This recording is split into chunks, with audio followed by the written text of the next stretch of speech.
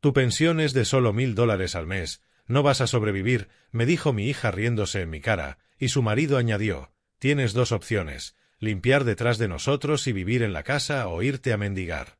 Creían que me tenían acorralado, pero no sabían que yo era dueño de 6 casas en la ciudad, que tenía $10 millones en un fideicomiso y que ya había preparado un plan que les borraría para siempre esa sonrisa soberbia. Antes de continuar, por favor suscríbete al canal y escribe en los comentarios qué hora es donde estás. Deslicé los filetes de costilla sobre los platos buenos, esos con el borde azul que probablemente no veía uso desde hacía unos 2 años.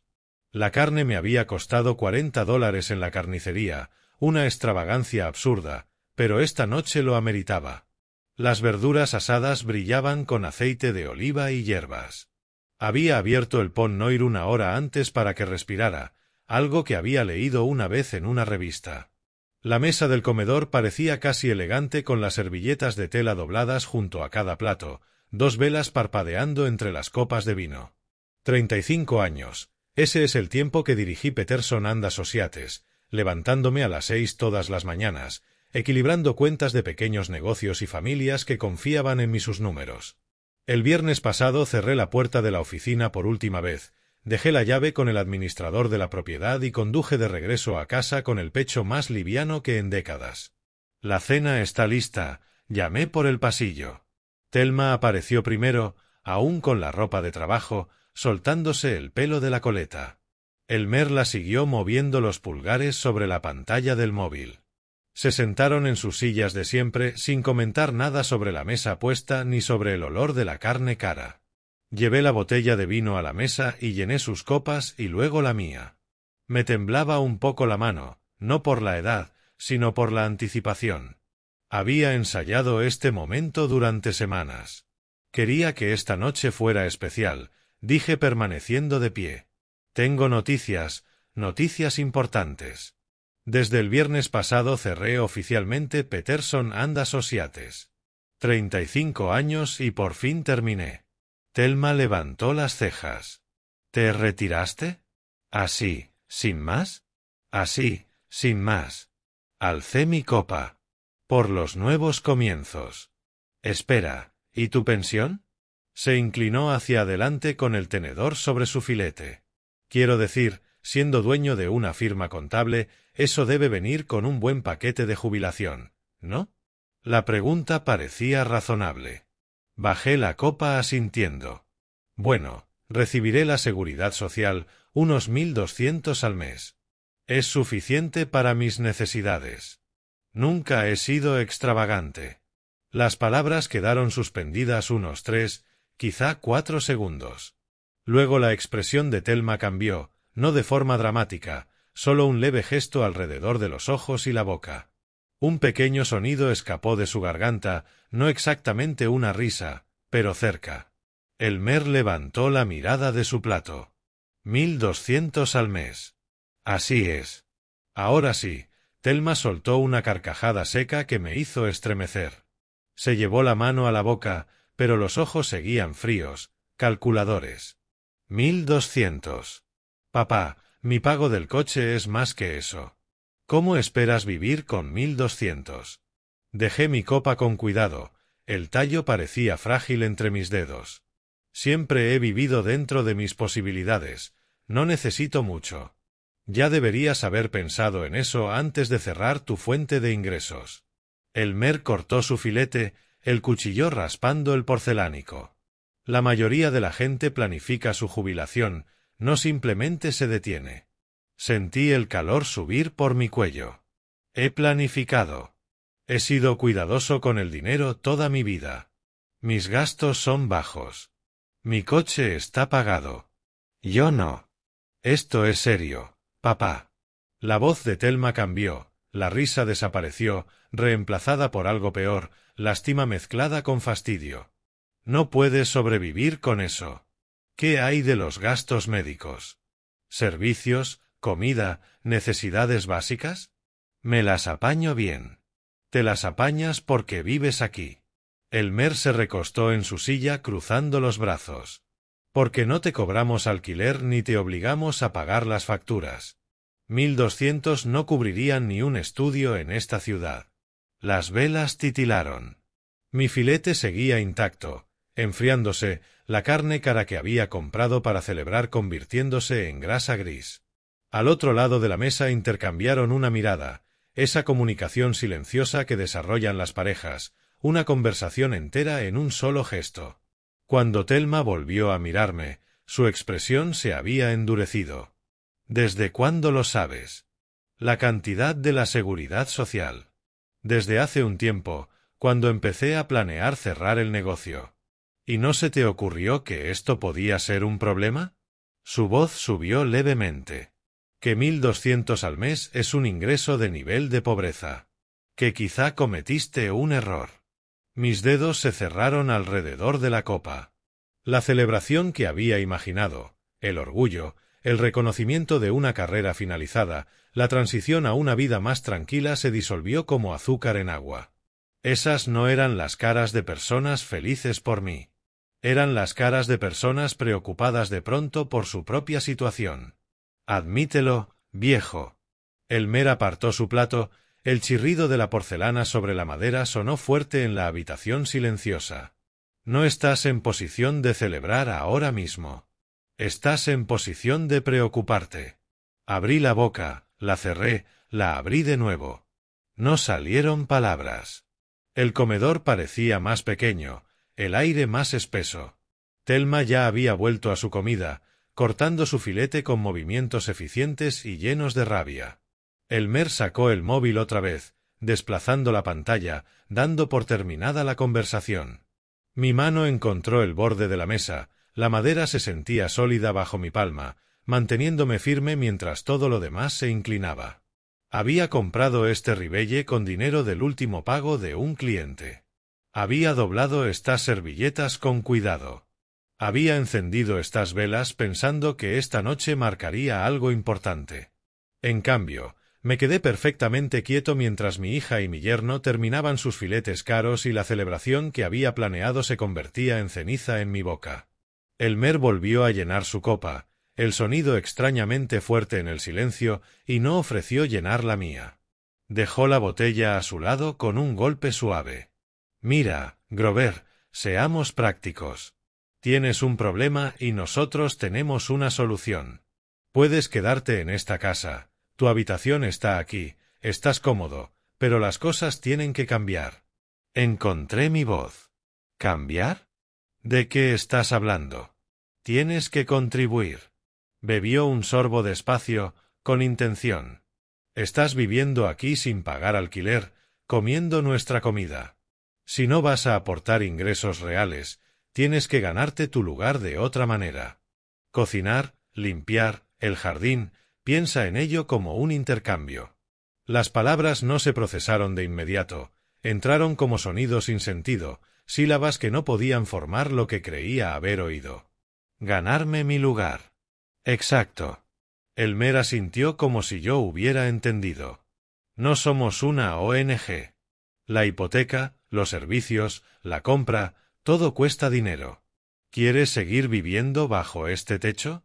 Entonces hazte útil. Elmer, yo pagué la mitad de la entrada de esta casa. Mi voz salió más firme de lo que esperaba. $75.000. Hace 12 años, cuando ustedes no podían calificar solos para la hipoteca, yo escribí ese cheque. Tengo parte en esta casa. No soy un... Eso fue un regalo, papá. Thelma dejó el tenedor con un clic seco. ¿Un regalo? Dijiste que querías ayudarnos a empezar nuestra vida juntos. No puedes convertir un regalo en un préstamo solo porque ahora tengas problemas de dinero. No estoy convirtiendo nada en... Me detuve con la garganta apretada. Solo digo que he contribuido significativamente. No soy un caso de caridad que recogisteis en la calle. Ella se inclinó y adoptó ese tono paciente que se usa con los niños o con los ancianos confundidos. Que contribuyeras una vez hace 12 años no cambia tu situación actual. La hipoteca está a nuestro nombre, las facturas a nuestro nombre y, francamente, en este punto eres un dependiente. La palabra quedó suspendida entre nosotros como humo. ¿Un dependiente? repetí. Si quieres quedarte, continuó Elmer como si no hubiera hablado, tendrás que hacerte útil. Desayuno y cena en la mesa, baños limpios cada semana, basura fuera los martes, césped cortado, canaletas despejadas, ese tipo de tareas, mantenimiento básico. Estaba contando con los dedos, asignándome tareas como si yo fuera un adolescente ganándose la paga. ¿Y si no? Elmer se encogió de hombros con un gesto casual, casi aburrido. Entonces tendrás que tomar decisiones. Hay refugios, vivienda para mayores, lo que sea que la gente en tu situación haga. Seguro que averiguas algo.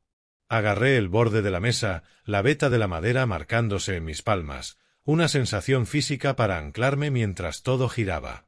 Thelma ya se había acercado más a Elmer, hombro con hombro, un frente unido. Sus rostros no mostraban duda, ni culpa, ni conciencia de que estaban ofreciéndome servidumbre a cambio de techo. ¿Estáis hablando en serio? Completamente. Elmer terminó su vino y se levantó con su plato en la mano, sus pasos firmes sobre la tarima. Piénsalo esta noche. Mañana nos dices tu decisión. Pero entiende que esas son tus opciones, contribuir y quedarte o buscar otro sitio. Pasó a mi lado hacia la cocina. Thelma recogió su plato y se detuvo junto a mi silla. No intentamos ser crueles, papá, pero tenemos que ser realistas. No podemos mantener a otro adulto con nuestros ingresos, no sin recibir algo a cambio. Me tocó el hombro brevemente y luego siguió a su marido. Sus voces llegaron desde la cocina, hablando de horarios, a qué hora tenía que salir Elmer, si había leche para el desayuno. Me quedé solo en la mesa del comedor. Mi filete se había enfriado, la grasa endurecida en pequeños charcos blancos, las velas consumidas, la cera cayendo sobre el mantel que había colocado con tanto cuidado. La cena de celebración que tanto había planeado, el anuncio que había ensayado, el orgullo de cerrar mi negocio se habían transformado en otra cosa. $75,000. Les había dado $75,000. No prestado, dado. Tenían razón en eso. Yo mismo había dicho las palabras, esto es para ayudaros a empezar vuestra vida juntos. No firmé papeles, no exigí un plan de devolución, no pedí nada salvo quizá un mínimo de gratitud. Y ahora me ofrecían la oportunidad de limpiarles el baño. Me levanté. La silla raspó el suelo y su ruido hizo que sus voces se callaran un instante. Tenía las piernas inestables, pero caminé recto hacia mi habitación. No seas tan dramático, papá, escuché a Thelma. Intentamos ayudarte. Este es exactamente tu problema, eres demasiado orgulloso para aceptar la realidad. No respondí. Llegué a la puerta de mi habitación y agarré el pomo. Detrás, sus voces volvieron, acompañadas del sonido de los platos entrando en el lavavajillas, sonidos normales, domésticos, la rutina de alguien que ha terminado de cenar y recoge antes de sentarse a ver la televisión. Mi mano siguió en el pomo. Al fondo del pasillo, Elmer se rió por algo. La televisión se encendió, risas enlatadas invadiendo las paredes. Pasé la primera hora sentado en la cama escuchando cómo la casa se acomodaba, pasos arriba, Thelma y Elmer en su rutina nocturna, agua corriendo, el murmullo de la televisión. Finalmente, silencio. Cuando por fin me moví, lo hice con propósito. Abrí mi archivador, esa pequeña cajonera metálica que traje hace 12 años cuando me mudé temporalmente a esta habitación. El cajón se deslizó con un chirrido familiar. Dentro, carpetas organizadas por año, por categoría, por importancia. El instinto de un contable nunca muere. Saqué la carpeta marcada como 2013 compra de la casa y la llevé a mi escritorio. El recibo de la transferencia estaba encima, el papel amarillento pero los números aún nítidos. $75,000. Fecha de transferencia 15 de marzo de 2013. En la línea del memo decía pago inicial de la casa, con cariño. Recordaba esa tarde. Thelma tenía 25 años, llevaba menos de un año casada y estaba desesperada por comprar antes de que el mercado de Portland los dejara fuera. Habían encontrado una casa en el sureste, una vivienda de 2 plantas con buena estructura, pero sus ingresos combinados no alcanzaban para la hipoteca completa.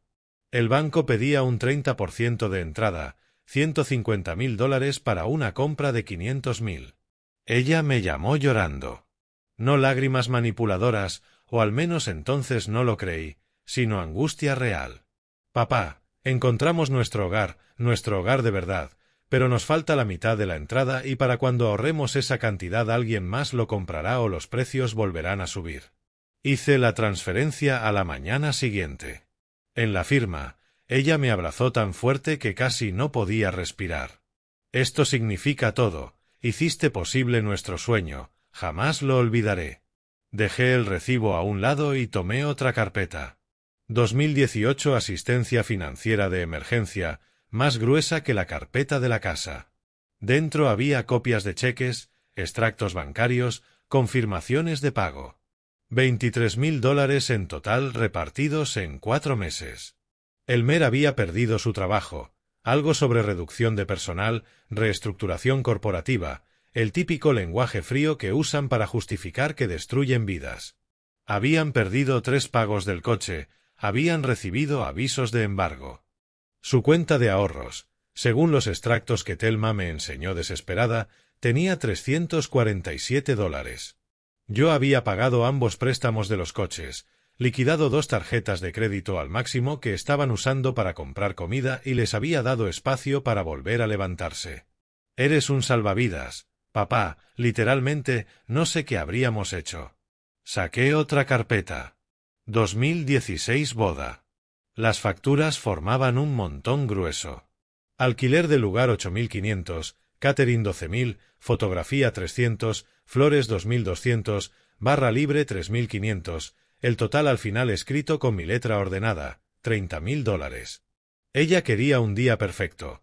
El local en el Pearl District con vistas al río Willamette, 200 invitados, barra libre con licor de primera, un cuarteto de cuerda en la ceremonia. Yo pagué todo porque un padre solo ve casarse a su hija una vez, o eso me repetían en la recepción. Ella me encontró cerca de las ventanas, mirando el atardecer sobre el río, radiante con su vestido, algo ebria y completamente feliz. Este es el día más hermoso de mi vida y tú lo hiciste posible. Eres el mejor padre que cualquiera podría pedir. Mis manos se detuvieron al alcanzar la última carpeta, la delgada, la que había enterrado a propósito bajo las demás. 2019-2022, Timothy médico. Me obligué a abrirla. Recibos del preescolar, él asistía a ese colegio tipo monasterio en Hawthorne. Facturas del hospital infantil Dornbecker. Tantas facturas. El diagnóstico de leucemia llegó 2 semanas después de cumplir 2 años. Los tratamientos, la esperanza, los especialistas, los procedimientos experimentales a los que contribuí porque el seguro solo cubría una parte. La factura de la funeraria estaba sujeta al final de la carpeta. Timothy James Morrison 3 de septiembre de 2019, 17 de noviembre de 2022. 3 años, 2 meses, 14 días. Durante esos breves años, cuidar de Timothy nos unió. Yo era el abuelo Grove. Tenía mis ojos, decían todos, y mi forma meticulosa de apilar bloques en torres perfectas. Tras su muerte, el abismo se hizo mayor. El duelo nos dividió en lugar de unirnos. Thelma se alejó, se volcó en el trabajo y en gastar dinero para llenar el vacío en vez de sentirlo. Yo la dejé, pensé que el tiempo sanaría. Seguí escribiendo cheques cuando los necesitaba, creyendo que la generosidad reconstruiría lo que el dolor había roto. Cerré la carpeta de Timothy con cuidado y la dejé a un lado. Luego saqué mi calculadora y una libreta. Las cuentas tardaron 20 minutos. Entrada de la casa 75.000, rescate de deudas 23.000, boda 30.000. Añadí gastos pequeños de otras carpetas, regalos de cumpleaños, cheques navideños, 8.000 para electrodomésticos nuevos cuando se les rompió la nevera, 12.000 para la reforma de la valla y el patio, los incontables préstamos pequeños que jamás se devolvieron. La pantalla de la calculadora seguía subiendo. Total final 217.400. Escribí el número al final de la libreta y lo subrayé 2 veces.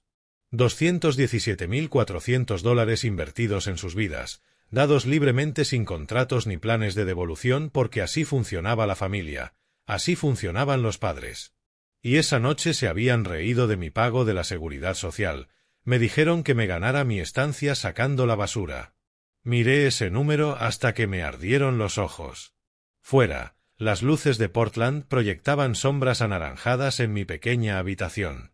La habitación que me dieron tenía apenas unos 150 pies cuadrados, una cama individual, un escritorio, una cajonera, un armario estrecho, el tipo de cuarto que se le da a un invitado del que no se espera que se quede. Yo llevaba ahí 12 años. Me levanté y caminé hacia la ventana. Mi reflejo me devolvió la mirada. Un hombre de 63 años en una habitación pequeña, rodeado de pruebas de su generosidad y de su absoluto desperdicio. $200.000 y me decían que limpiara sus baños. Volví al escritorio y cerré las carpetas una por una, guardándolas en el archivador. Mis manos se movían solas, devolviendo el orden, colocando el dolor en su sitio. Luego abrí otro cajón, el que tenía llave. Mis dedos encontraron la pequeña llave en el bolsillo, siempre la llevaba encima. El cajón se abrió suavemente. Dentro, una carpeta gruesa que nunca había mostrado a nadie.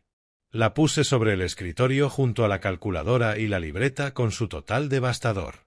La carpeta se llamaba simplemente Propiedades. La abrí y desplegué el contenido. 6 escrituras, 6 direcciones por todo Portland, 6 piezas de un rompecabezas que ellos jamás supieron que existía. Y eso era solo lo que les había dado, pensé mirando las escrituras. Ahora contemos lo que guardé para mí. La luz de la mañana me despertó, tenue y gris, típico junio en Portland. Dormí mal, quizá 4 horas, la mente repasando números y recuerdos. La casa estaba en silencio.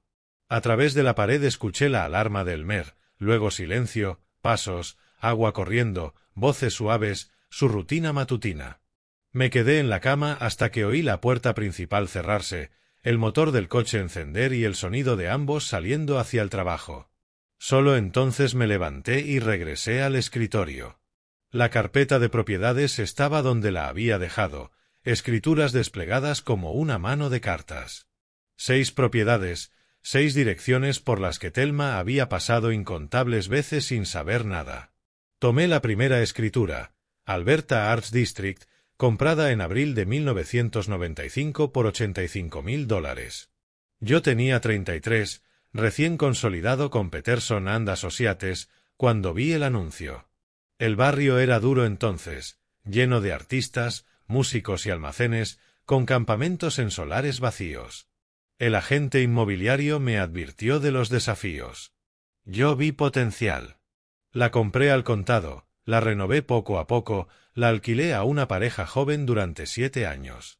Ahora el barrio tenía cafeterías, galerías y restaurantes con listas de espera. Valor aproximado $650.000, ingreso mensual tras gestión $2.800. La dejé a un lado y tomé la siguiente escritura. Pearl District, septiembre de 1997, $120.000. Cuando aún era zona de fábricas convertidas en lofts y muchos dudaban que alguien quisiera vivir allí. Yo nunca dudé, vigilé el mercado y entendí la trayectoria. Valor actual $800.000, alquiler mensual $3.500. Luego Seiwo, marzo de 2001, $95.000. Un barrio clásico de Portland, infravalorado pero estable. Lo compré justo antes del gran auge. Valor actual $580.000, renta $2.600. Memphis Tabe, noviembre de 2005, $110.000. Una vivienda embargada. Una familia arruinada por gastos médicos. Me sentí culpable, pero pagué un precio justo en una situación terrible. Valor actual $620.000, renta $2.900. Mississippi Avenue, enero de 2008, $88.000, en pleno fondo de la recesión, cuando todos entraban en pánico y yo compraba. Valor actual $595.000, renta $2.700. Por último, St. John's, julio de 2015, $78.000, mi última compra antes de pensar en retirarme. Valor actual 520.000, renta 2.400. Tomé la calculadora y sumé. Valores: 650.000 más 800.000 más 580.000 más 620.000 más 595.000 más 520.000, total 4.265.000. Luego ingresos: 2.800 más 3.500 más 2.600 más 2.900 más 2.700 más 2.400, total 16.900 al mes. Miré ese número, 16.900 al mes solo en alquileres. Ellos se burlaron de mis 1.200 de la Seguridad Social sin saber que yo recibía más de 16.000 únicamente en rentas. Pero no había terminado. Abrí otra carpeta del cajón con llave, más gruesa. Portafolio de inversiones, fideicomiso. Dentro, extractos trimestrales, resúmenes de cuentas, décadas de inversión disciplinada. Cada ganancia de Peterson and Associates que no necesitaba para vivir iba allí. Fondos índice, algunos bonos, unas pocas acciones tecnológicas que compré en el auge y vendí antes de la caída. Nada arriesgado, solo constancia. Encontré el extracto más reciente, diciembre de 2024, valor 10.573.208. 10 millones y medio, según el humor del mercado. Me eché hacia atrás mirando todo. Portafolio inmobiliario 4.265.000. Fideicomiso 10 millones y medio. Patrimonio total unos 14.700.000. Ingresos por alquiler 16.900, rendimiento anual de las inversiones al 4%, 420.000. Thelma creía que yo necesitaba su casa. Podía jubilarme mañana en cualquier parte del mundo, comprar un piso en el Pearl District, quizá en el mismo edificio que ya poseía, vivir mirando el río, comprar una villa en la Toscana o una playa en California. Podía comprar esta casa al contado y ni lo notaría, pero eso no les enseñaría nada. Fui a la ventana. Mi ventana en mi cuarto pequeño en su casa, la casa que ayudé a comprar. Abajo estaba mi viejo Toyota Camry, 15 años, 180.000 millas, funcionando perfecto porque yo lo mantenía. Podía permitirme un Mercedes o un Tesla, el coche de moda que simbolizara éxito. Elegí el Toyota porque los coches nuevos pierden valor al salir del concesionario, porque gastar para impresionar es la señal más clara de no tener dinero de verdad, porque aprendí que parecer rico y ser rico son juegos muy distintos. Pensé que vivir modestamente le enseñaría esto a Thelma, que aprendería que la felicidad no estaba en gastar sino en la seguridad. En cambio, aprendió a burlarse de la frugalidad y a idolatrar el despilfarro. Aprendió que papá siempre escribiría otro cheque. Pues bien, hora de otra lección. Volví al escritorio y guardé las escrituras, luego los extractos, dejando solo el resumen del fideicomiso con los 10 millones y medio junto al cálculo de los 217.000 que les había dado. El contraste era brutal. Lo que les di no hacía ni un rasguño en lo que construí. Ellos me ofrecieron dos opciones, serviles o irme. No entendían que yo tenía una tercera, una cuarta y una quinta. Las opciones que solo el dinero de verdad te da. El móvil estaba junto a los documentos. Lo tomé, lo miré y lo dejé. Aún no. Antes debía pensar la estrategia. Los contables no improvisan, planean, calculan, buscan el camino más eficiente hacia el resultado deseado. Y el resultado era simple. Debían aprender lo que siempre supe, que el dinero no es lo que muestras sino lo que controlas. Y yo controlaba mucho más de lo que imaginaban. Cerré el cajón con llave, guardé la llave en el bolsillo y me quedé mirando el tráfico matutino. En algún lugar, Thelma estaría en su oficina quejándose de su carga de tener un padre anciano, y Elmer en su escritorio, sintiéndose orgulloso por poner al viejo en su sitio. Que se sientan orgullosos. Las mejores victorias llegan cuando el oponente no sabe que ya ha perdido. Pasé los 2 días siguientes investigando abogados, no al azar, sino con método.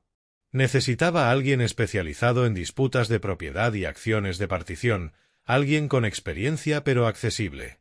El nombre de Robert Chen aparecía en múltiples búsquedas, 15 años de experiencia en derecho inmobiliario y buenas reseñas destacando su claridad. Llamé a su oficina la mañana del 18 de junio y programé una consulta para el día siguiente. Esa noche preparé mis materiales: el recibo de la transferencia de los 75.000, la escritura que me nombraba copropietario, los extractos bancarios, una línea de tiempo de nuestra relación, mis contribuciones y el ultimátum de Elmer.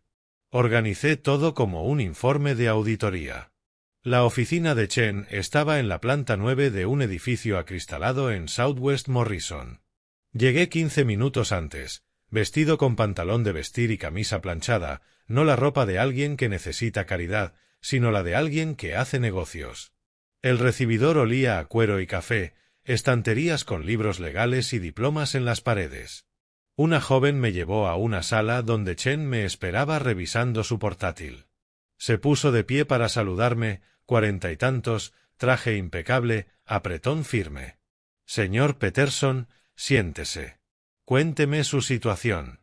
Coloqué la carpeta y comencé con método: la cena, las burlas, el ultimátum, cómo desestimaron la entrada de la casa cuando la mencioné. Chen escuchó sin interrumpir, anotando de vez en cuando. Cuando terminé, tomó la escritura y señaló la línea donde aparecía mi nombre. Usted figura como copropietario con un 50%, no como prestamista ni con nota de condiciones de pago, como propietario. Es correcto.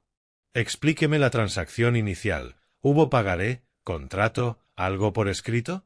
Nada, fue ayuda familiar. Quería que calificaran para la hipoteca y aporté la mitad de la entrada. Asumí que todos entendíamos. Eso significaba que yo tenía una participación permanente en la propiedad. Chen asintió despacio. Sin condiciones de préstamo por escrito, los 75.000 son legalmente un regalo, no puedes demandar que te lo devuelvan. Golpeó de nuevo la escritura con el bolígrafo. Pero esto lo cambia todo. No eres un acreedor reclamando un pago, eres un propietario que quiere disolver una copropiedad, y ese es un mecanismo legal completamente distinto. ¿Cuáles son mis opciones?, pregunté. Una acción de partición, respondió. Según la ley de Oregón, cuando los copropietarios no se ponen de acuerdo sobre qué hacer con una propiedad, cualquiera de ellos puede pedir al juzgado que fuerce o bien una compra de su parte o bien la venta.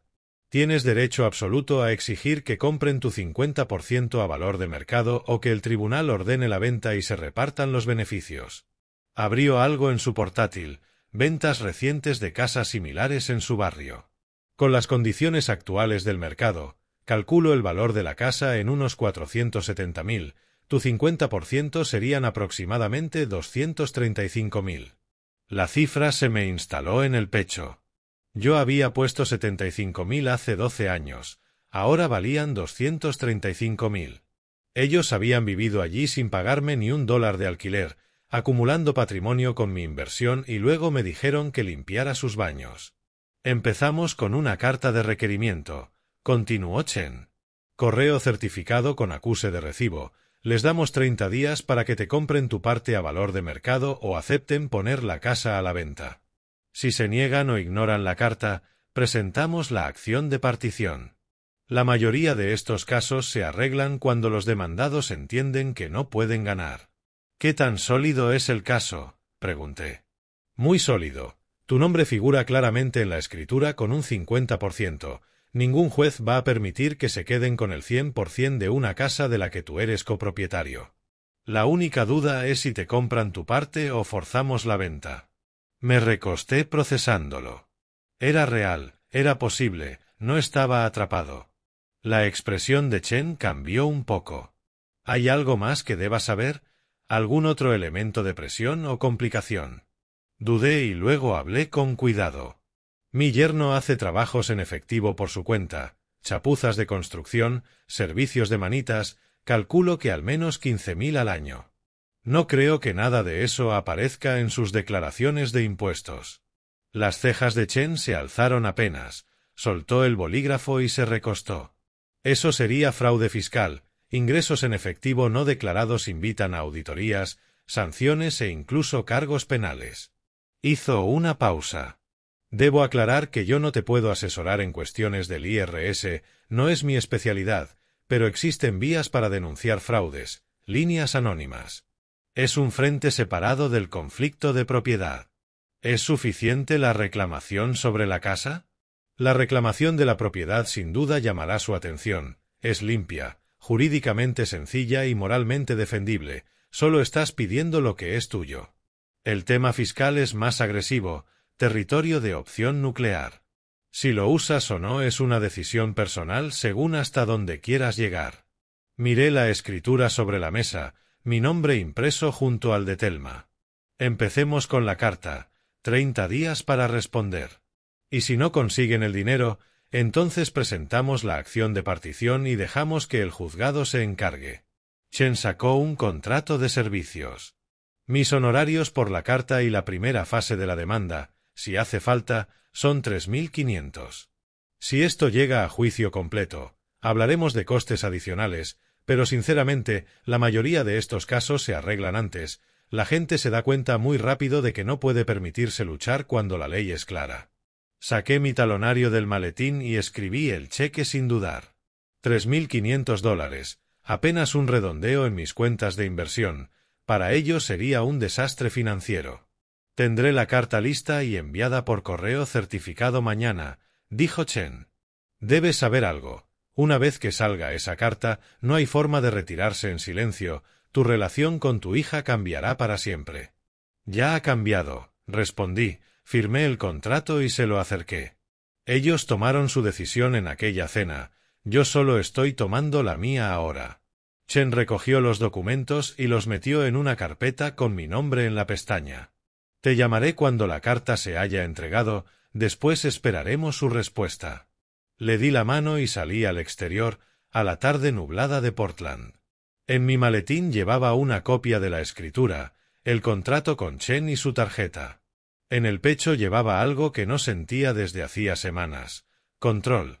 Al día siguiente me mudé a uno de mis pisos de alquiler en el Pearl District. Un inquilino se había ido y pensaba anunciarlo de nuevo en julio. En vez de eso lo reclamé para mí. 9º piso, vistas al río, electrodomésticos modernos, todo lo que la casa de Thelma no era. Me llevé 2 maletas de ropa y mi archivador, dejé el resto en aquel cuarto pequeño. El mensaje de Chen llegó el 21 de junio. Carta enviada por correo certificado. El acuse de recibo debería llegar lunes o martes. Dejé el móvil y miré el río Willamette desde la ventana, los puentes cruzando el agua oscura.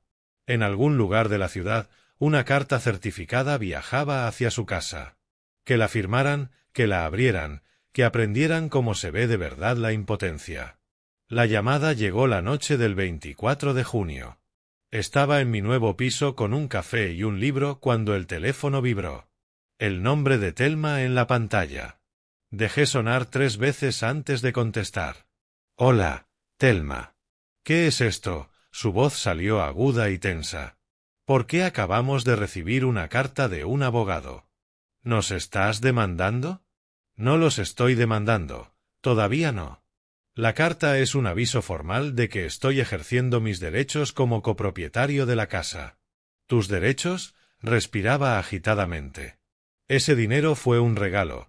Dijiste que era para ayudarnos a empezar nuestra vida juntos. Mantuve la voz firme. Si era un regalo, ¿por qué está mi nombre en la escritura como propietario al 50%? Los regalos no vienen con participaciones de propiedad. Thelma, no puedes simplemente... No tenemos $200.000. ¿De dónde se supone que vamos a sacar ese dinero? Ese no es mi problema. Tenéis 30 días para averiguarlo, comprar mi parte a valor de mercado o vendemos la casa y repartimos el dinero. Esas son vuestras opciones. El sonido se amortiguó. Estaba tapando el micrófono para hablar con alguien, probablemente Elmer. Cuando volvió, su tono había pasado del pánico a la acusación. Esto es por la cena, porque te hicimos daño, estás siendo mezquino y vengativo. Me dijiste que o me convertía en vuestro sirviente o me iba. Me estoy yendo, pero me llevo lo que me pertenece. Papá, por favor, ahora sí lloraba. ¿Lágrimas reales o estratégicas? Ya no podía distinguirlo. Podemos hablar, ven a casa, buscaremos una solución, Grover. La voz de Elmer, cortante, tomó el teléfono. Esto es absurdo. ¿De verdad vas a hacernos esto? ¿Llevarnos a juicio por dinero que nos diste hace años? Estoy ejerciendo mis derechos legales, mi nombre está en esa escritura, soy dueño de la mitad de esa casa, dejaste muy claro que no soy bienvenido ahí, así que voy a cobrar mi inversión. Lucharemos, buscaremos nuestro propio abogado, demostraremos que fue un regalo. Estás en tu derecho de contratar a un abogado, el mío dice que nuestro caso es sólido, pero debo mencionar que los pleitos cuestan mucho, muchísimo. ¿Cuánto tenéis ahorrado para pagar honorarios? Silencio. ¿Nos estás amenazando? Estoy exponiendo hechos. Preguntaste por mi situación financiera en la cena, te reíste de mi cheque de la Seguridad Social. Ahora ya sabes la verdad, yo tengo recursos. La pregunta es, ¿vosotros los tenéis? Más conversación amortiguada, escuché la voz de Thelma al fondo, aguda por el miedo. Elmer volvió a hablar. Si haces esto, para nosotros estás muerto, ¿lo entiendes? No volverás a ver a tu hija. Algo frío se asentó en mi estómago, pero mi voz no tembló. En realidad hace años que no la veo de verdad, solo veo a alguien que se parece a ella pero me trata como al servicio. Adiós, Elmer. Colgué antes de que respondiera. El teléfono volvió a vibrar de inmediato. Thelma otra vez. Rechacé la llamada. Volvió a sonar. Volví a rechazar. Quité el sonido y dejé el móvil boca abajo sobre la mesa. Fuera, las luces de la tarde empezaban a encenderse en Portland, el río las devolvía en líneas temblorosas. Cogí el café, ya frío, y lo llevé a la cocina para tirarlo. La pantalla se encendió una vez más, un mensaje de Thelma. Papá, por favor, habla con nosotros, podemos arreglar esto. Otro, ¿de verdad vas a dejarnos sin casa? Otro, después de todo lo que hemos hecho por ti. Dejé el móvil en la encimera y volví a la ventana. 24 plantas más abajo la gente paseaba junto al río, los coches cruzaban los puentes, la ciudad seguía su rutina nocturna indiferente a los desastres familiares. Después de todo lo que hemos hecho por ti, la frase se me quedó clavada. Ellos me habían dado una habitación, me habían dejado vivir en una casa de la que yo poseía la mitad, habían tenido la gracia de permitirme existir en su espacio mientras construían patrimonio con mis 75.000 y cuando dejé de ser útil económicamente, cuando pasé a ser una carga a sus ojos, me ofrecieron servidumbre o exilio. El teléfono dejó de vibrar, pasó un rato de silencio y luego llegó un último mensaje de Elmer. Te vas a arrepentir, viejo. Cogí el móvil y respondí. El plazo de 30 días ya está corriendo. Tomad una decisión.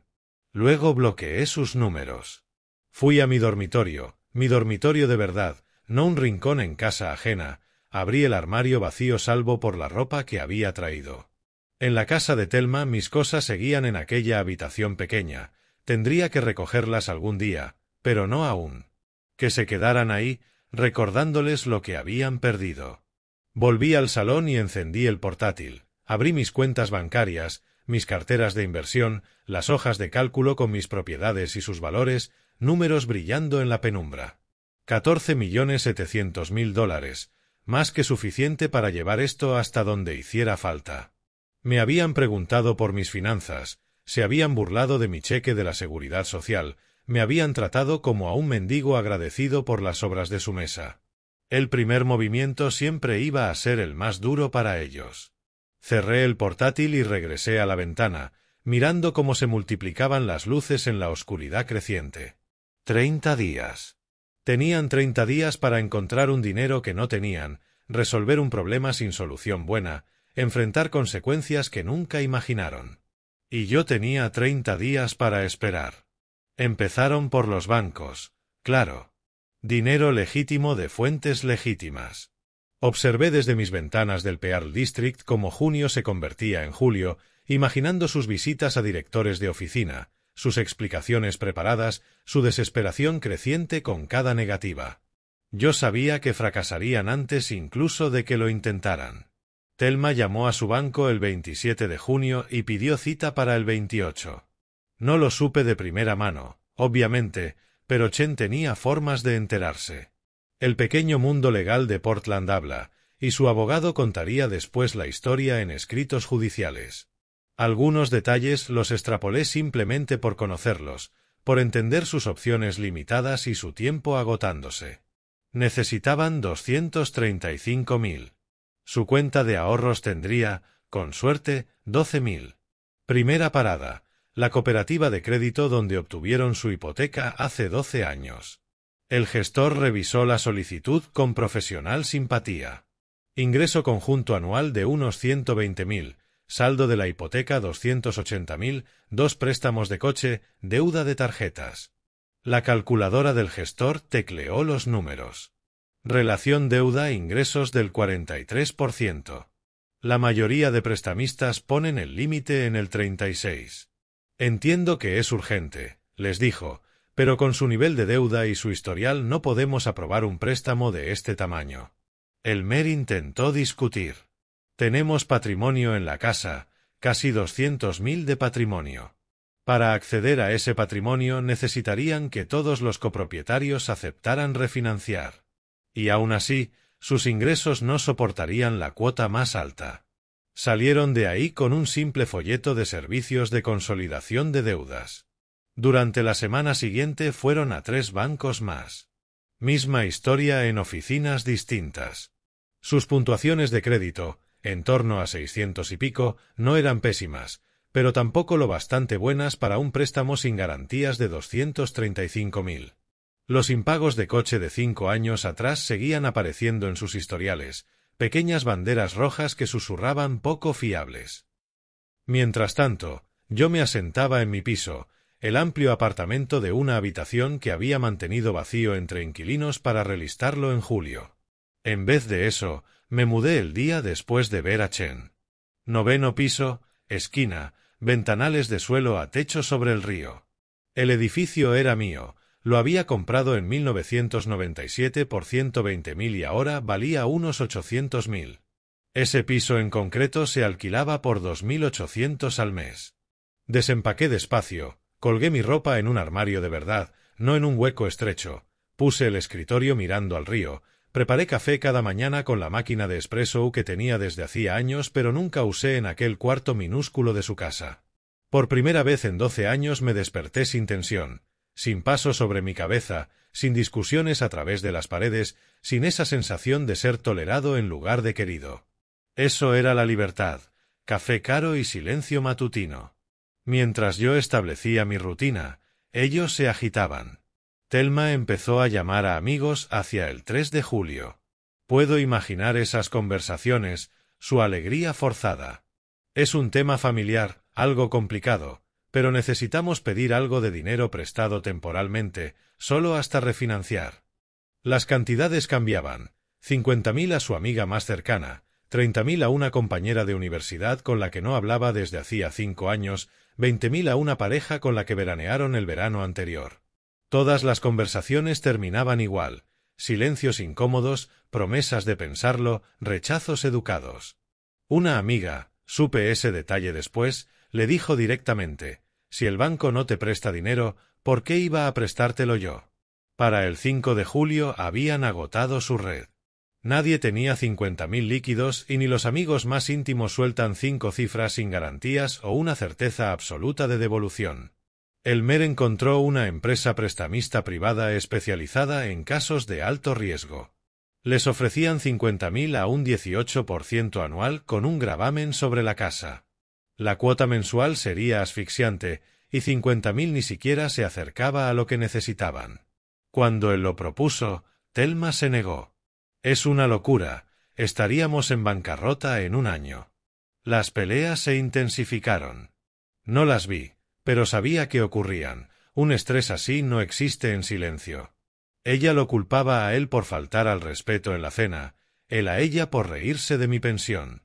Ella lo culpaba por no ahorrar, él a ella por tener un padre difícil. Dejaron de dormir en el mismo cuarto. Elmer empezó a volver tarde, parando en bares. Thelma se dormía entre lágrimas, o eso deduje después al ver sus ojos enrojecidos. La casa por la que peleaban se había convertido en una cárcel construida con su propio desprecio. El 7 de julio tomé la decisión sobre el fraude fiscal. Llevaba dándole vueltas desde que Chen mencionó la opción. Los trabajos en efectivo de Elmer no eran un secreto. Se había jactado en una cena familiar el año anterior de burlarse de Hacienda, riéndose de las chapuzas de fin de semana y de que los pagos en efectivo nunca aparecían en su declaración. Yo no dije nada, solo guardé la información. Ahora la saqué. En la web del IRS había un formulario para denunciar fraude, el 3949A, Comunicación de Información. Lo descargué y lo rellené con método. Nombre, Elmer Hayes. Dirección, la suya. Ingresos no declarados estimados, $15.000 al año durante los últimos 3 años, quizá más. Naturaleza del ingreso, pagos en efectivo por servicios de construcción y mantenimiento. Base de mi conocimiento, observación personal durante varios años. Lo imprimí, lo firmé de forma anónima, metí el formulario en un sobre sin remite, conduje hasta un buzón público a unos 3 kilómetros de mi edificio, no el de mi portal, y lo eché. El sonido metálico de la compuerta al cerrarse tuvo algo de definitivo. El segundo golpe estaba lanzado, ahora solo quedaba esperar a que impactara. Para el 10 de julio llevaban 2 semanas buscando. Les quedaban 20 días del plazo de 30. Todas las opciones legítimas se habían agotado. Todos los bancos habían dicho que no. Todos los amigos se habían negado. El prestamista depredador ofrecía términos inasumibles. Estaban sentados a su mesa de comedor, la misma en la que se habían burlado de mi cena de jubilación, rodeados de cartas de rechazo, solicitudes de préstamo, extractos de tarjetas. En el calendario de la pared, los días estaban tachados en rojo. El 24 de julio, el deadline, rodeado. Yo estaba ese mismo atardecer frente a mi ventana con un café en la mano, viendo cómo las luces de la ciudad se reflejaban en el río. En algún lugar ellos entraban en pánico, yo estaba en calma. Las primeras 2 semanas habían sido duras para ellos, las 2 siguientes serían peores. La carta del IRS llegó el 11 de julio, correo certificado, acuse requerido. Elmer firmó en mitad de la mañana, vio el remitente, Servicio de Impuestos Internos, y se le hundió el estómago. No recibes cartas certificadas del IRS salvo que algo vaya mal. La abrió de golpe. Thelma leyó por encima de su hombro. Ha sido seleccionado para una revisión de sus declaraciones de impuestos federales de los años 2022, 2023 y 2024.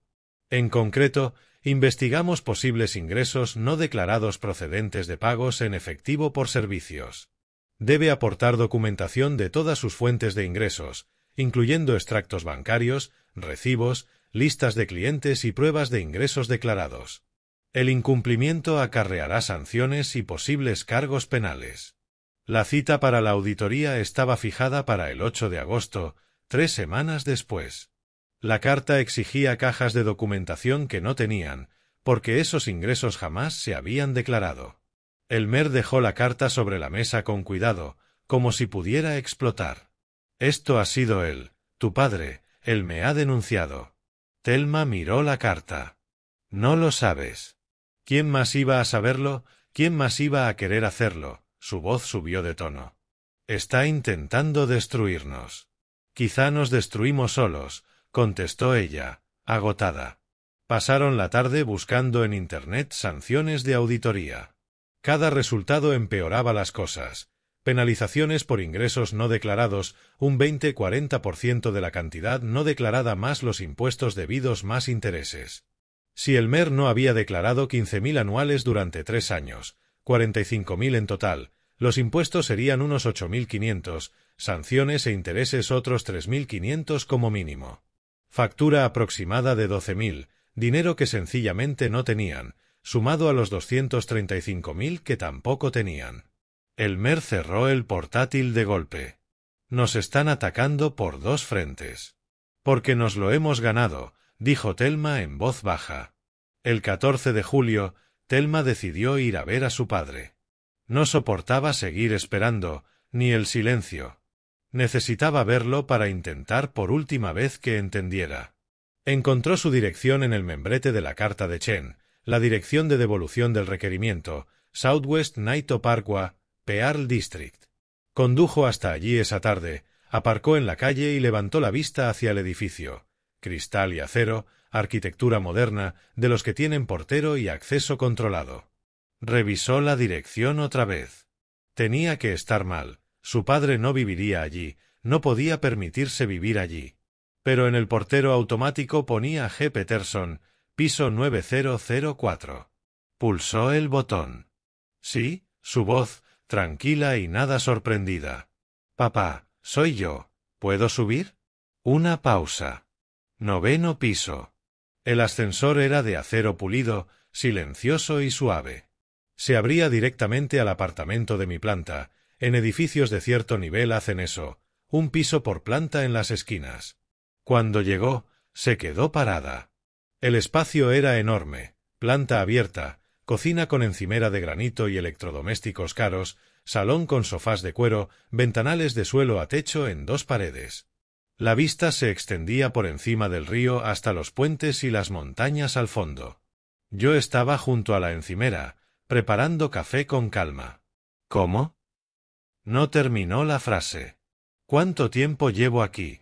Terminé por ella. Me mudé después de nuestra última conversación. Es una de mis propiedades. ¿Una de tus propiedades? Soy dueño del edificio. Pulsé el botón de la máquina. Tengo 6 propiedades en Portland. Este es solo uno de esos edificios. Ella se acercó a la ventana buscando algo sólido de lo que agarrarse. Abajo, la gente caminaba por el paseo del río, la ciudad seguía su rutina mientras su mundo se desmoronaba. Dijiste en la cena que cobrabas 1.200 de la Seguridad Social, nos dejaste pensar. Te dije lo que cobro de Seguridad Social, eso es cierto, nunca dije que fuera mi único ingreso. Tú asumiste que yo era pobre porque vivía modestamente. Esa suposición fue tuya, no mía. Pero, ¿por qué?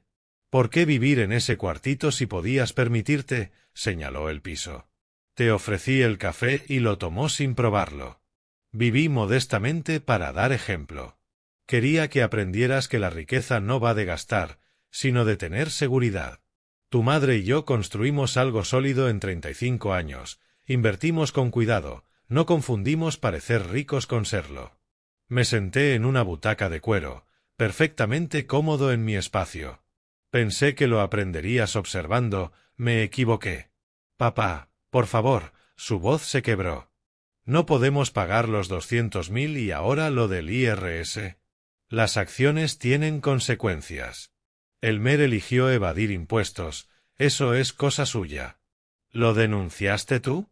Me miró fijamente. ¿Importa?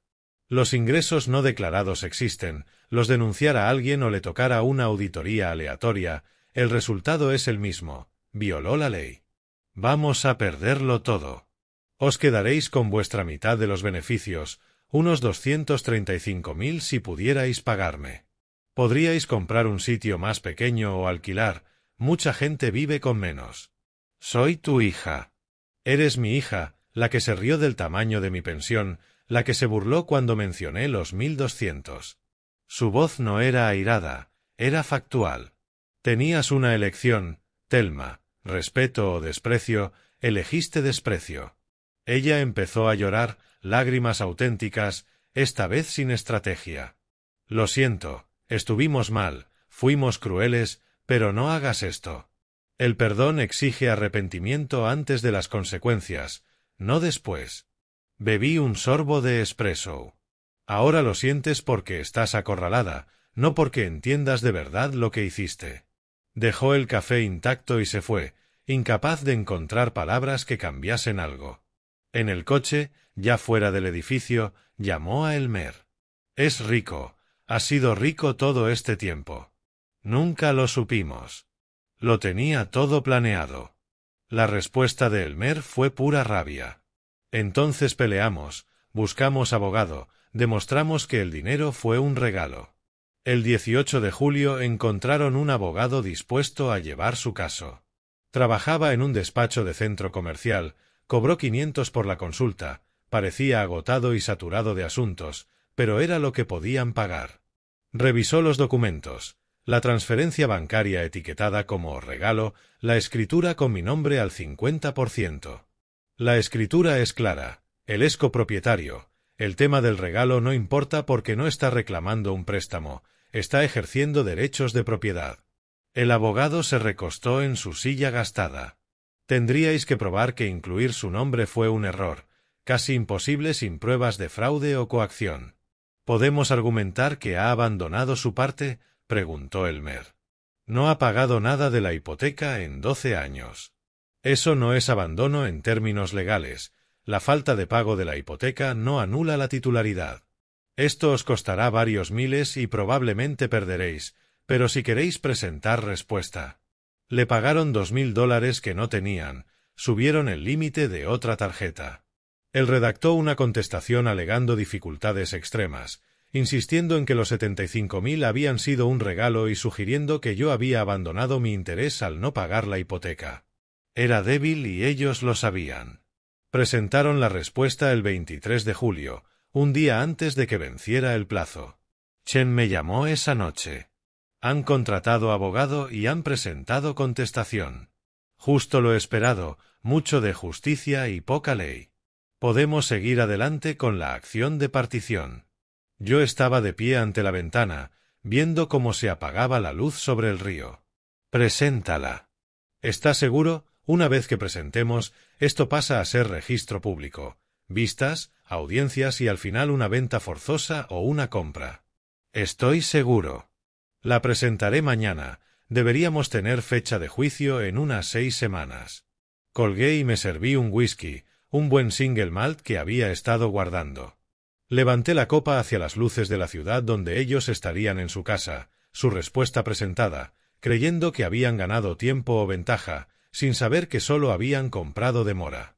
La acción de partición seguiría, la auditoría del IRS seguiría y ellos aprenderían lo que significa de verdad no tener poder. El segundo golpe había impactado, ahora venía el final. La sala del tribunal era más pequeña de lo que imaginaba. Tribunal del Condado de Multnomah, 4ª planta, la jueza Patricia Morrison al frente, paneles de madera, luces fluorescentes, el sello de Oregón detrás del estrado. Thelma y Elmer se sentaron con su abogado en una mesa, Chen y yo en la otra. Cuando la jueza Morrison entró, todos nos pusimos en pie. Tendría unos 50 años, movimientos eficaces, gafas colgando de una cadena. Pueden sentarse. Caso número 25 CEV 8847, Peterson contra Hayes y Morrison. Se trata de una solicitud de partición de bien inmueble. Chen expuso nuestro caso con claridad. Yo era propietario inscrito que pedía partición al amparo del artículo 105.405 de las leyes de Oregón. La escritura, admitida como prueba, mostraba mi nombre con una participación del 50%. La propiedad, una vivienda unifamiliar, no podía dividirse físicamente, así que la venta judicial era el remedio adecuado. El abogado de ellos lo intentó. Argumentó que los 75.000 habían sido un regalo, que yo había abandonado mi interés al no pagar la hipoteca durante 12 años. Su voz sonaba a esa tensión particular de quien sabe que su argumento es flojo pero tiene la obligación profesional de hacerlo. La jueza apenas levantó la vista de los papeles. La escritura es clara. El señor Peterson es copropietario. La ley de Oregón no exige que un copropietario contribuya a las deudas de otro. La falta de pago de la hipoteca es irrelevante para la titularidad. Hizo una nota. Los demandados tienen 45 días para comprar el 50% del demandante al valor de mercado que determine el perito nombrado por el tribunal. Si no lo hacen, se ordenará la venta judicial y el reparto de los beneficios según el porcentaje de propiedad. Se levanta la sesión. El martillazo sonó seco, oficial, absoluto. Vi a Thelma encogerse con el ruido. Fuera del juzgado, su abogado murmuró las condolencias de rigor. Lo siento, ya les advertí que su posición legal era débil. Estaban en las escaleras del tribunal, el sol del mediodía duro sobre sus caras. Thelma lloraba, la mandíbula de Elmer trabajaba como si masticara algo amargo. Pasé junto a ellos hasta donde Chen me esperaba. La tasación confirmará un valor de unos 470.000, dijo Chen. Tu parte serán unos 235.000. Tienen hasta el 10 de septiembre para pagar o la casa va a subasta. Gracias, Robert. Conduje de vuelta al Pearl District e hice café.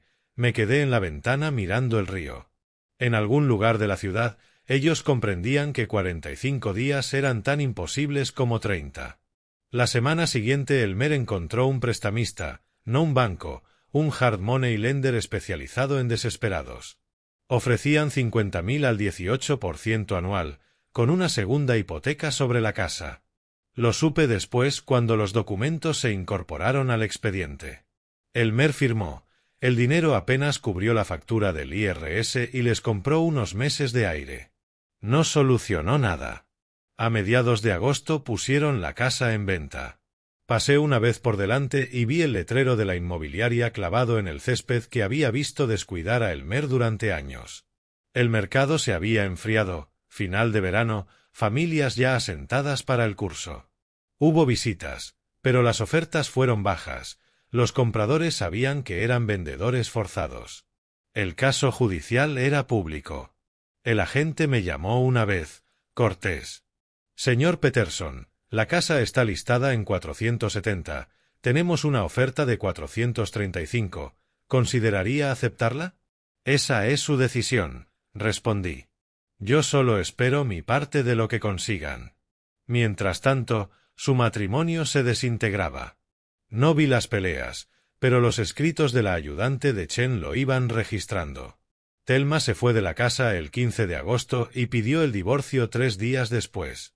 La demanda hablaba de diferencias irreconciliables y mencionaba el conflicto de la propiedad. Elmer perdió el trabajo el 18 de agosto. Su jefe había notado las distracciones, las ausencias para ir al juzgado, el bajón de rendimiento. En un estado de empleo a voluntad no hace falta mucho. Lo echaron sin más. Esa tarde me senté en mi piso con la llamada de Chen aún fresca, repasando esas novedades. No sentí triunfo, solo la fría satisfacción de ver cómo las consecuencias naturales se desplegaban. Ellos habían construido ese derrumbe ladrillo a ladrillo desde aquella cena en la que se rieron de mi jubilación. El 20 de agosto, el agente volvió a llamar. Tenemos una oferta de 455, les recomiendo aceptarla, el mercado no mejora y se les acaba el tiempo. Aceptaron. Las matemáticas eran brutales. Precio de venta 455.000 menos 27.000 en comisiones, menos 280.000 de hipoteca, menos 50.000 del préstamo depredador. Restaban 98.000 a repartir por orden judicial al 50%, 49.000 para cada uno. 12 años pagando hipoteca, 12 años acumulando patrimonio, se marcharían con 49.000, menos de lo que pusieron como entrada. Esa noche imaginé a Thelma sola en el piso de una amiga, haciendo las mismas cuentas que yo, descubriendo que habían perdido todo lo que habían construido. No porque yo se lo hubiera robado, sino porque habían derrochado el cimiento que yo les di y luego me trataron con desprecio cuando dejé de ser útil. Tendría que estar pensando en aquella cena, en el momento en que su risa inició esta cascada, en el ultimátum que Elmer pronunció tan seguro, sé nuestro sirviente o vete. Yo me fui y me llevé lo que era mío. Me serví whisky esa noche, no para celebrar, sino a modo de reconocimiento. El sistema legal había funcionado, la justicia se había hecho. Habían aprendido lo que significa de verdad no tener poder, pero me sentía más viejo que mis 63 años, cansado, vindicado pero no victorioso. A la mañana siguiente sonó el teléfono. El número de Thelma, uno que no había bloqueado porque sabía que esa llamada llegaría. Dejé sonar 3 veces antes de contestar. Hola, Thelma. Papá, su voz era pequeña, frágil. ¿Puedo verte? Solo yo, sin Elmer, necesito hablar. Estaba en la ventana con el café, viendo la luz de la mañana sobre el río. Detrás de mí, el piso en silencio, delante, una decisión, permitir esa conversación o rechazarla. Mañana por la tarde, dije, a las 2. Llegó puntualmente. Se quedó en el umbral como encogida, sin maquillaje que tapara las ojeras, vaqueros y un jersey, las manos vacías salvo por las llaves del coche. No era la mujer engreída que se había reído de mi cheque, era otra persona, más humilde. Pasa, le dije. Fue primero a la ventana, como si necesitara aferrarse a la vista antes de girarse hacia mí. Cuando lo hizo, tenía los ojos rojos pero secos. No sé cómo empezar salvo diciendo que lo siento. Se sentó en el borde del sofá, espalda recta, manos entrelazadas. Por la cena, por reírme, por tratarte como si fueras prescindible, por años aceptando tu ayuda sin gratitud, sin preguntar jamás qué te costaba darnos esas cosas. Me senté frente a ella sin decir nada, dejé que siguiera. Elmer te dijo que te comportaras como un sirviente y yo no lo detuve, estuve de acuerdo, te traté como una carga en vez de como a mi padre. Su voz se quebró. Durante años tomé tu dinero, la entrada, la boda, pagar nuestras deudas, el cuidado de Timothy. Tomé y nunca dije gracias, nunca pregunté qué había sacrificado. Se secó los ojos con el dorso de la mano. Intentaste enseñarme sobre el dinero, el respeto, los valores. Viviste modestamente para mostrarme algo y yo pensé que simplemente eras pobre. Nunca entendí que eras sabio. No fui una buena hija, papá, te usé como cartera, no te quise como merecías. Las lágrimas brotaron pero no apartó la mirada. No espero tu perdón, no espero ayuda, solo necesitaba que supieras que por fin lo entiendo. Lo siento muchísimo. Dejé que el silencio se asentara un momento.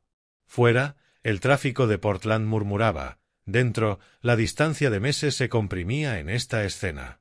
No hice esto para destruirte, Thelma, lo hice para enseñarte. Hay diferencia. Me incliné hacia adelante.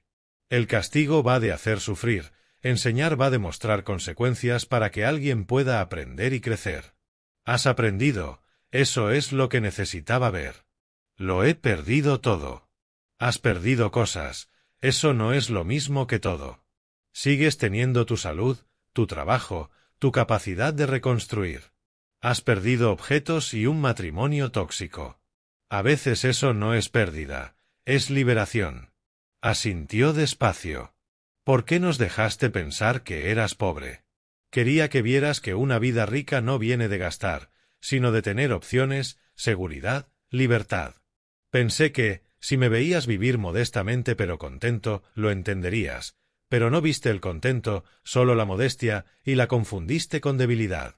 Me levanté, fui al escritorio y traje un documento que había preparado días atrás. Anticipando esta conversación, lo deslicé por la mesa. La casa se va a vender. Tu mitad serán unos 49.000, eso no basta para empezar de cero con comodidad. Di unos golpecitos sobre el papel. Te ofrezco comprar vuestra parte entera, la tuya y la de Elmer, por 200.000. Es menos de la valoración del juzgado, pero más de lo que vais a sacar después de gastos, te permitirá saldar deudas, pagar al IRS y tener un colchón para empezar. Ella miró el documento como si pudiera desvanecerse. ¿Por qué harías eso después de todo? Porque estás aquí, porque has pedido perdón, porque eres mi hija y no me interesa destruirte, me interesa que te conviertas en alguien que valga la pena conocer. No me lo merezco. Probablemente no, pero la misericordia no va de merecer, va de posibilidad. Has venido, has asumido tu responsabilidad, has mostrado arrepentimiento genuino, eso vale algo. Me recosté. Esto no es un regalo, Thelma, es cierre. Tomas este dinero, arreglas tus asuntos y construyes una vida por tu cuenta, no con mi dinero ni el de nadie, con tus ingresos y tus decisiones. Cogió el papel con las manos temblorosas y lo leyó 2 veces. ¿Y Elmer? Su mitad de esos 200.000 es suya para usarla en lo que necesite. Pagar al IRS, saldar sus deudas, empezar de cero. Eso ya es asunto suyo. Pero tú, hice una pausa, eligiendo bien las palabras. Tú tienes que dejar ese matrimonio, no porque yo lo exija, sino porque quedarte ahí no os va a permitir crecer a ninguno de los dos. Él no va a cambiar, tú sí. Ya pedí el divorcio. Bien. Dejó el documento en la mesa. ¿Fuiste tú quien lo denunció al IRS? La miré. Si Elmer arregla esto con honestidad y paga lo que debe, yo no moveré nada más, ni denuncias penales ni nada. Pero tiene que enmendarlo. Se lo diré. Nos quedamos en silencio, no incómodo, sino completo. Ella había dicho lo que necesitaba decir, yo había ofrecido lo que estaba dispuesto a dar. La transacción era sencilla, la reconciliación llevaría años. ¿Crees que algún día podremos tener una relación de verdad?, preguntó. Padre e hija, no acreedor y deudora. Ya estamos teniendo una conversación, eso es un comienzo. Las relaciones reales tardan en reconstruirse, pero sí, algún día, si sigues creciendo. Se levantó para irse. La acompañé a la puerta. Cuando le tendí la mano, la tomó. Un apretón, no un abrazo, respeto formal entre dos personas buscando nuevo terreno. Fue suficiente. Una semana después nos vimos en una cafetería del Pearl District. Se había mudado a un piso pequeño en Montevilla, asequible y manejable con su sueldo. Me enseñó en el móvil una hoja de cálculo de presupuesto, orgullosa como una niña enseñando buenas notas, ingresos aquí, gastos allá, objetivos de ahorro. Puedo hacerlo funcionar. Eso vale más que una casa grande que no puedes pagar, le dije. Ahora lo entiendo. Hablamos de cosas normales, su nuevo piso, mis planes de viajar, quizá Europa, usar por fin parte de ese dinero que llevaba décadas guardando. Ella me preguntó por mis propiedades con curiosidad genuina y respondí sin ocultar, pero sin alardes. Al despedirnos me abrazó brevemente. Gracias, papá, por enseñarme, aunque doliera. Las mejores lecciones casi siempre duelen. Conduje de vuelta a la casa que había ocasionado todo este conflicto. La compré íntegramente con esos 200.000, reformé una habitación como despacho y me instalé. No era un trofeo, solo mi hogar, por fin completamente mío. Esa tarde me senté en la terraza trasera con un café mirando el jardín que necesitaba cuidado. La casa estaba en silencio, sin tensión, sin faltas de respeto, sin la sensación de ser un tolerado, solo paz. Pensé en todo el recorrido, aquella cena de junio, las burlas, el ultimátum, los largos meses de maniobras legales y de observar cómo se hundían bajo el peso de sus propias elecciones. Había recuperado mi dignidad, ese era el punto. No el dinero, ni la casa, ni siquiera la lección, aunque también importaba. A los 63 aprendí yo mismo algo. Nunca es tarde para plantarse, exigir respeto y negarse a ser minimizado. Me pasé la vida construyendo seguridad para otros, ahora la construía para mí, no por egoísmo, sino por amor propio. La lección más importante que enseñé no fue sobre dinero o propiedades, fue sobre dignidad. Y a los 63, por fin recuperé la mía. Si te ha gustado esta historia, dale me gusta al vídeo, suscríbete al canal y comparte en los comentarios qué te hizo sentir. Para escuchar la siguiente historia, haz clic en el recuadro de la izquierda. Gracias por ver este vídeo.